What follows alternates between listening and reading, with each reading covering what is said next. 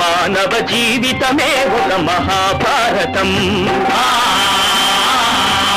మానవ జీవితమే ఒక మహాభారతం. అది మంచి చెడుల రెంటి నడుమ నిత్య ఘర్షణం. మాతృదేవోభవ. ప్రాతః ప్రవృద్ధ రవిమండల మండలాస్యాం ప్రాతః ప్రబుద్ధ రవిమండల మండలాస్యాం క్షీరాబ్ధి నిర్మథన సంభవ హేనలాస్యాం స్వీయాంక నిద్రిత శిశు ప్రసవాభిరామాం రామాయణాది కథనార్థం అహం హి యాచే. నిత్య జీవితాన్ని జీవిత నృత్యంగా చేసుకునే అవకాశం మనకిస్తూ ఉన్న మహాభారత కథా శ్రవణం కోసం ఎదురు చూస్తూ ఉన్న భక్తి టీవీ ప్రేక్షక మహాశయులందరికీ కవి బ్రహ్మ తెక్కిన సోమయాజ రచించిన ఆంధ్ర మహాభారతం భీష్మ పర్వానికి సాగుతున్న సామాజిక వ్యాఖ్యలు రచించిన 898వ భాగానికి స్వాగతం పలుకుతున్నాం. 890 కృష్ణుడు ఒక్క మాట సూటిగా చెబుతున్నాడు.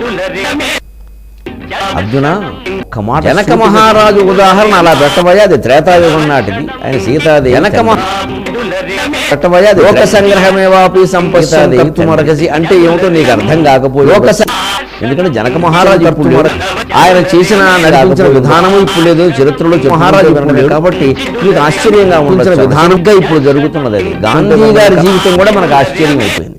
మన కళ్ళ ముందు మహానుభావుడు చనిపోయి గాంధీ గారి జీవితం 50-60 ఏళ్ళే మన ఇంకా ఆయన జీవితం ఆశ్చర్యం అయిపోయింది. ఆయన ఆత్మకథ చదువుతుంటే అసలు ఇలా ఓ మనిషి బతకల్లా ఇప్పుడు ఆయన మనం అనుకోవడం కదా ఐన్స్టీన్ లాంటి మహానుభావుడు ఉంటే అని మనం అందుకే ఇది గ్రహించే కృష్ణుడు ఏమనుకోవడం జనక మహారాజు ఉదాహరణ చెబితే అందుకే మీకు ఇవన్నీ పురాణాలను మనసయ్యా అందుకని నేను ప్రత్యక్షంగా ఉదాహరణ చెబుతున్నాను. నా మనస్సు నమే పార్థాన్ని ప్రత్యక్షంగా త్రిషు లోకేషు కించన కర్మణి. ఇది మనం అనేక సందర్భాల్లో గరిబాడు గారు వంట నోటి వెంట ఈ మాట చాలా సందర్భం అవాప్తం అవాప్తవ్యం వర్తయేవచ్చ కసాలు విన్నారు. ఎందుకంటే నాకు భగవద్గీతలో చాలా నచ్చినటువంటి వాక్యాలు కర్మని ఏమీ ఆశించకుండా పని చేయడం, పని మీదే దృష్టి పెట్టడం, ఆ పనిలోనే ఆనందాన్ని ఆశించ ఫలితాన్ని గురించి చింతించకుండా ఉండడం అనే మహాయోగం మొత్తం దాన్ని పొందడం శ్లోకంలో పెట్టడం ఉండడం అనే పార్థ ఈ ఒక్క నమే కర్తవ్యం. అసలు నాకు చేయవలసిన పని అనేది ఏం లేదయ్యా. కర్తవ్యం అనేది నాకు నమే నాకు చేయవలసిన నాకేదో కర్తవ్యాలు మీరెవరు ఆపాదించలేరు. నాకేం లేదు, నేను జ్ఞానిని. జ్ఞాన సిద్ధాంతం ప్రకారం జ్ఞానైన కూడా కర్మలు వదిలేయాలంటున్నాం కదా, వదిలేద్దాం చూద్దాం. నేను ఎందుకు వదలలేదు సిద్ధాంతం ప్రకారం త్రిషు లోకేష్ 3 లోకాల్లో నేను జరిగిన పని క్షీరసాగరంలో పడుకోవడం తప్పితే నాకు పని లోకాల్లో నేను జయలాసంలో ఆ తపోభంగిలో ఉండడం తప్పితే ఆయనకి పని. మరి వాళ్ళిద్దరికీ లేని పనులు ఎప్పుడు భంగిలో ఉండాలి, కైలాసానికి వెళ్ళాలి, వైకుంఠానికి వెళ్ళాలి. మరి వాళ్ళిద్దరికైనా శివత్వాన్ని పొందాలి, విష్ణుత్వాన్ని పొందాలనుకుంటా మనసు మాత్రం నేను జ్ఞానం పడగలేదు. విష్ణుత్వాన్ని పొందాలనుకుంటా భూలోకాల్లోనూ నేను చేయవలసిన పనులనేవి ఏమీ లేవు, నాకేం ప్రణాళిక లేదు, నాకెవరు పనులు. లోకాల్లోనూ నేను అసలు ఈ సృష్టిని ప్రారంభించింది నేను. ఏదైనా పని పెట్టుకుంటే నేనే మానేసిన నేనే. నాకెవడు చెబుతా పెట్టుకుంటే నేనే. కానీ నా అనవాప్తం నేను పొందాలనుకుని పొందలేకపోయింది. నేను ఇంకా ఇది నాకు అని నేను బాధపడే విషయం ఒక్కటి. ఎందుకంటే అవాప్తవ్యం నాకు పొందవలసిందే కర్తవ్యం కూడా అయ్యింది. కర్తవ్యం ఎప్పుడైతే లేదో కృతం అకృతం దుష్కృతం సుకృతం ఎందుకుంటాయండి ఇవన్నీ? కృతం ఉంటే కదా ఉపసర్గంలోనూ ప్రత్యయాలు చేరేది. సుకృతం అనే ధాతువు లేనప్పుడు ఉపసర్గలు లేకుండా ఉపసర్గలు చేరవు. ముందు అనేది ఉపసర్గ గంటల చివర చేరితే ప్రత్యయం అంటారు. ధాతువు ఉంటే ఉపసర్గలు ప్రత్యయాలు ముందు చేరు. ధాతువు లేనప్పుడు ప్రత్యయం అంటారు. అంటే నా మనస్సులో ఆశ అనేది లేనప్పుడు ఉపసర్గలు లేవు, ప్రత్యయాలు లేవు. అలాగే కర్తవ్యాలు లేవు, అకర్తవ్యాలు లేనప్పుడు ఉపసంతుష్టి. మరి ఎందుకు చేస్తున్నాం? వర్త ఏవచ కర్మణి కర్మణి వర్తే ఏవ వర్త ఏవ వర్తే ఏవ ఏకారం పక్కన నుండి అచ్చుకారణం రూపిస్తుంది వ్యాకరణ విశేషం. వర్తే కర్మణి వర్తే ఏవ నేను పని చేస్తున్నాను కదా అన్నాడు. ఆ చైతన్యం కూడా ఉద్రేక పడిపోక్కల పని చేస్తున్నావు చేసింది చేస్తూ ఏమిటి లోక సంగ్రహమేవా పశ్యన్ కర్తున్నారు. ఎలా పనులు చేశాడు ఆయన అంటే ఆయన రాయబారాలు చేయలేదా? అందులో రాయబారాలు విఫలం అవ్వలేదు. కన్న రాయబారం ఆయన రాయబారం రెండు కూడా అనుకున్న ఫలితం సాధించాలి. ఎందుకంటే అనుకున్న ఫలితం మనం అనుకుంటున్నాం. అనుకున్నా అన్న మాటలో ఉంది, ఆయన ఏం అనుకోలేదు కాబట్టి ఫలితం ఎలా ఉన్నా ఆయనకు ఒకటే. ఆయన ఇది విజయవంతం కావాలి, వాళ్ళు 5 ఇవ్వాలని అనుకోలేదు, రాజు పంపించారు, ఇవ్వాలని నాకు తెలుసు. అయినా నా పని కావాలి. వాళ్ళు ఇలా జీవితంలో చాలా పనులు మీరు చేయండి గొడవలు. ఏ సృష్టిలో ఉండే ఏ ప్రక్రియ మంచి చెడ్డతో నిమిత్తం లేకుండా ఏ వస్తువు ఉండే ఏ పనిని తీసుకుని నువ్వు లోతుగా విమర్శ చేసినా భగవతత్వం అర్థం. ఏ వస్తువు కాకుండా ఏ ఆ పని తీసుకుని ఆ పని భగవతత్వం. ఏ వస్తువు సర్వం కారణం తీసుకుని కలిగే భగవతత్వం. దేవీ భాగవతం అమ్మవారు కారణం. అందుకే ఏ తీయగలాగినా ఇది బీరపాదు అని తెలిసినట్టే, ఏ కాయను చూసినా ఇది ఆనప తోట ఆనపాదు అని తెలిసినట్టే, బీరపాదు ఏ వస్తువుని చూసినా ఇది ఏ కాయ చెప్పారు అని ఆయన బీరపాదు అంటే ఆయన రాయబారాలు చేశాడు, కొన్ని సఫలమైన కొన్ని విఫలమైన. బీరపాదు ఆయన వంశం కళయులుగా నాశనం అయిపోయింది. ఆయన కుమారుల్లోనే 80 మంది బీరపాదు సుమారుగా 60 చనిపోయారు అన్నమాట. అయినా అది ఆయన కదిలించలేదు. గాంధారి శాపం వాళ్ళ చూసమైన శాపం వాళ్ళని అవమానించారు. ఆయన కుమారు అంతే. అంతేగాని వాళ్ళని కాపాడడానికి మానవ హక్కుల సంఘానికి ఆయన శాపం వాళ్ళ ఇచ్చారు. ఎన్నో గెలుపులు వచ్చాయి. జనాలు 16 సార్లు గెలిచాడు, 17 సార్లు ఓడిపోయాడు. ద్వారకలో ఇల్లు గెలుపులు వచ్చాయి. ఈయన 100 సార్లు గెలిచాడు. వాడికి తెలుసు హృదయానికి పైకి వాగుతున్నాడు కానీ గెలుపులు వచ్చాయి. వాడు వాగాడు. యుద్ధంలో గాయపడిన సందర్భాలు ఉన్నాయి. మీరు ముందు కృష్ణ పరమాత్మ ఆయన యుద్ధం చేయకపోవచ్చు కానీ ఆయన గాయపడు వాగాడు. గాయపడు వాడికి ఈ వేళ్ల సందుల్లో బాణాలు వేశాడు. వేలికిను ఈ చర్మానికి మధ్య ఉండే గాయని చర్మం అతుకుని ఈ వేట కృష్ణ పరమాత్మ వేలికిను అవన్నీ పడ్డాడు. పరిచారు. ఎలా పడగలిగాడు? మానవ ఆయన చేసే సారథ్యం మీద దృష్టి పెట్టాడు. సారథ్యం మీద నా సారథ్యం నేను బాగా చెయ్యాలి. ఒక సారథిని నేను ఇవాళ పెద్ద పరమాత్మ కాదు, విషయం మీద దర్శనం చేసే పరమాత్మ కాదు. అర్జునుడికి భావన అసలే కాదు, కేవలం సారథిని. ఒక ఉద్యోగం జీతం తీసుకుంటున్నాడు, గుర్రాలు గడిగాడు, గుగ్గిడు సారథిని తీసుకుంటున్నా. నేను చేస్తున్న వాడిని నేను ఉన్నాను కదా.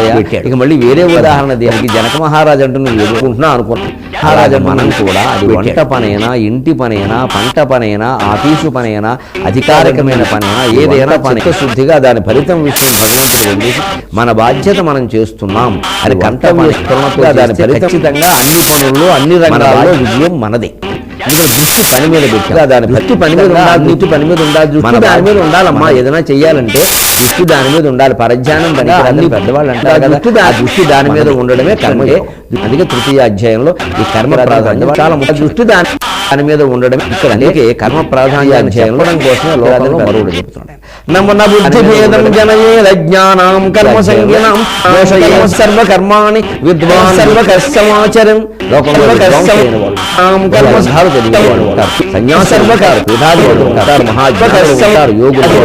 ఎవరు కూడా కర్మ చెయ్యకపోవడం, కర్మ మానేయడం అనే సిద్ధాంతాన్ని ప్రచారం చేయడం మానేయడం. లోకంలో పామరులు ఉంటారు, వాళ్ళ దారిని ఏదో వాళ్ళకి తెలిసిన విధంగా వాళ్ళు పూజ చేసుకుంటారు. మానవుడు మీరు అభ్యంతరం చెప్పకండి ఇయ్యకండి. ఎందుకంటే మనకి ఏమనిపిస్తుంది, పల్లెటూళ్ళలో ఉదాహరణకి ఇయ్యకండి. వాళ్ళు అమ్మవారి జాతర చేసి అమ్మవారి జాతర ఓ మేకనో కోనో జాతర ఇయ్యకండి. వీళ్ళ జాతర కోసం వీళ్ళ అమ్మవారి జాతర కోసం జాతర బలిచ్చాక ఏం చేస్తారు గమనించండి. తింటారు. అమ్మవారు ఏం తిందు కోసం అమ్మవారికి బలి విడాలను తప్పు ఉంటున్నావా? బలి విడాలహారం తప్పు ఉంటుంది. ఈ మనసు తప్పు ఉంటుంది. ఎందుకంటే ఈ వాదించేవాడు కూడా మాంసాహారం. బలి విడాలు నమ్మకాలండి మన హిందూ ధర్మంలో. నమ్మకాలని కోడిని అన్యాయంగా చెప్పడం అని వాదించేవాడు కోడి తినడం మానే మాంసాహారం నమ్మకాలు. అది మా ఫుడ్ కదండి. మరి వారి ఫుడ్ వారు అన్యాయంగా చెప్పడం ఈ అతి తెలివితేటలు వద్దని చెబుతున్నాడు వారు. వారి ఫుడ్ తప్పు ఒప్పు సమస్య వాళ్ళు ఒక ఆచారంగా పెట్టుకున్నారు. వద్దని చెబుతున్నాడు.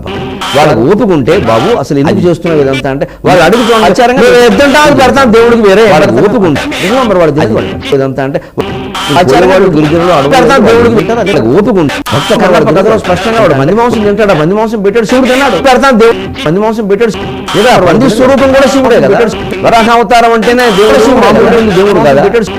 పల్లెటూరులో వాళ్ళకి మనం ఏదో చేస్తున్న వాడు ఏం చేస్తున్నాడు, మాంసాహారం వాళ్ళకి మనం ఏదో జంతు ఆ తినే ముందు అమ్మోరో తినమ్మా కోళ్ళు మేమేమెత్తామమ్మా ఇదిగోనమ్మా అన్నాడు. చేస్తున్నాడు. ఎలాగో మోస చేయడం వల్ల ఇది అజ్ఞానం అట్రా కోడిని కొయ్యకూడదు అన్నాడు. ఇంటి దగ్గర పోయడం మానడమ్మా ఇదిగోనమ్మా ఇంటి దగ్గర ఎలాగో ఏమైంది మానడు. ఇదే నబుద్ధి కర్మ సంజ్ఞానం అజ్ఞానులు అంటే ఇక్కడ ఇంటి దగ్గర నిజంగా మూర్ఖులు ఏమైంది, ఇంత జ్ఞాన యోగం లేని వాళ్ళు జ్ఞానశాస్త్రం ఎప్పుడూ కూడా జ్ఞానాలు మూర్ఖుల నరులు కొంత తెలివి కలిగిన వాళ్ళు, ఇంకొంచెం కలిగిన వాళ్ళు, బాగా కలిగిన వాళ్ళు, కొంచెం తెలివి తక్కువ వాళ్ళని చెప్పారు.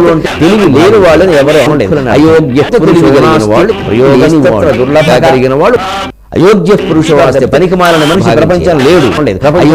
ఎవరు పనికొస్తారో యోగస్తత్ర కలిగిన వాడు అతని ఆరాధన ద్వారా అతను పనికొచ్చే పని చేసి ప్రపంచం లేదు. అతనికి చెప్పాల్సింది మనం ఎవరు వాళ్ళ పని వాళ్ళు చేసుకోవాలి, చెప్పాల్సింది ఏమీ లేదు.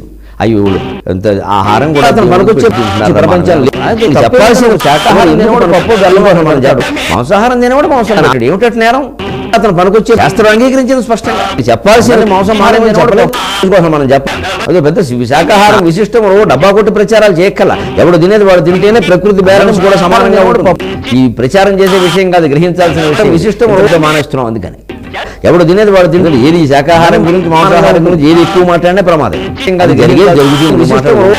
అందుకని ఈ పని ఎవడు తినేది ఏది శాకాహారం కేటాయించిన ఆహారం మీద నువ్వు తిని మాట్లాడినా ప్రమాదం మాట్లాడి గ్రహించాలి. అదంతా అతి ప్రచారం అవసరం లేదు. అందుకని ఆహారం మీద నువ్వు తిని సర్వకర్మాణి విద్వాన్ యుక్త. ఈ విద్వాంసుడు ఆ పని జోషయేత్ సర్వ, నువ్వు ఆ జ్ఞానంతో చేస్తున్నావన్న విధంగా తోచారా నువ్వు చేయి. ఎందుకని మోసడు స్వయంగా జ్ఞానం మీరు గమనించండి. శ్లోకానికి మహానుభావుడు ఉదాహరణ మీరు అభిషేకం ఆయన మీరు గమనించండి. నువ్వు చేయి, ఒకరో ఇద్దరు ఉంటే అది అందించడం అనుకుంటారు తప్పితే ఆ పూజ ఆయనే చేస్తారు, స్వామి ఆయన చేస్తారు. శివలింగాన్ని మీరు గమని పట్టతో ఆయనే తుడుస్తారు, ఆ నేలంతా ఆయనే తుడుస్తారు. ఇది అనుకుంటారు ఆయన అభిషేకం ఆయన అనుకుంటారు. అది మంచి చెడుల రెంటి నడుమ నిత్య ఘర్షణం.